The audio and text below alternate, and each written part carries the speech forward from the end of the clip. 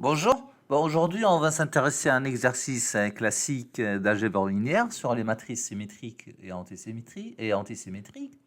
Un exercice de première année, prépa ECG, MPSI aussi et PCSI. Alors, l'exercice est le suivant. C'est un exercice classique. On note M de R, l'espace vectoriel des matrices carrées d'ordre n à coefficient réel. Sn de R, l'ensemble des matrices M dans Mn de R tel que transposé de M égale à M. Donc, c'est le sous-espace vectoriel de Mn de R des matrices symétriques. Et An de R, qui est l'ensemble des matrices M dans Mn de R tel que transposé de M égale à moins M. En fait, c'est le sous-espace vectoriel des matrices de Mn de R, des matrices antisymétriques. Alors, la question c'est de montrer que Sn de R et An de R sont supplémentaires dans Mn de R, ou bien que Mn de R est la somme directe de Sn de R et de An de R. Voilà.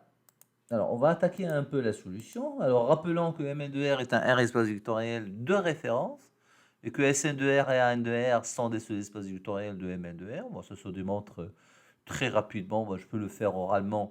La matrice nulle est une matrice symétrique.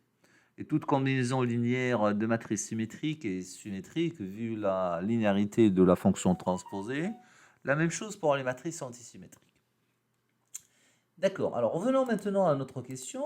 Montrer que Sn de R et An de R sont supplémentaires dans Mn de R. Alors ceci en fait revient à montrer deux choses.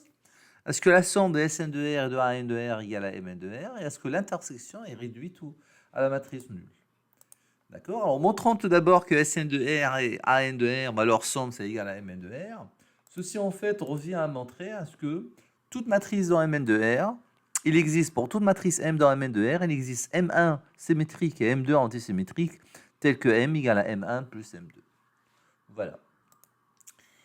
Alors, soit M dans Mn de R, posons M1 égale à 1 demi M plus transposé de M, et M2 égale à 1 demi M moins transposé de M.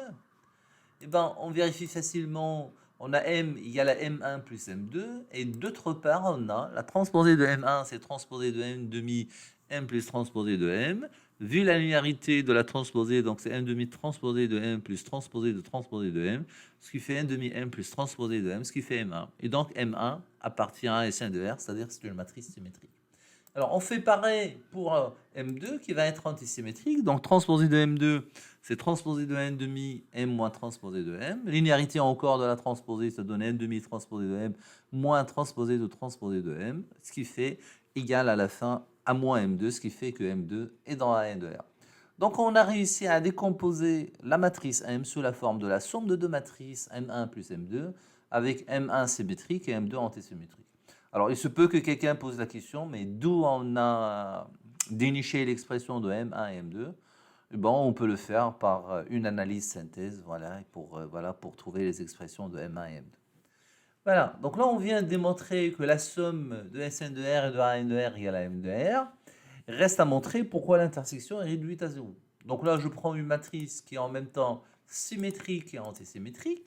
Donc, si M est dans Sn de R inter An de R, ceci implique que transposé de M égale à M et transposé de M égale à moins M, ce qui fait que M égale à moins M, ce qui fait que 2M égale à 0, et donc M égale à 0. Donc finalement, une matrice qui est en même temps symétrique et antisymétrique est une matrice nulle, et on vient alors de montrer que l'intersection de Sn de R et An de R égale à 0.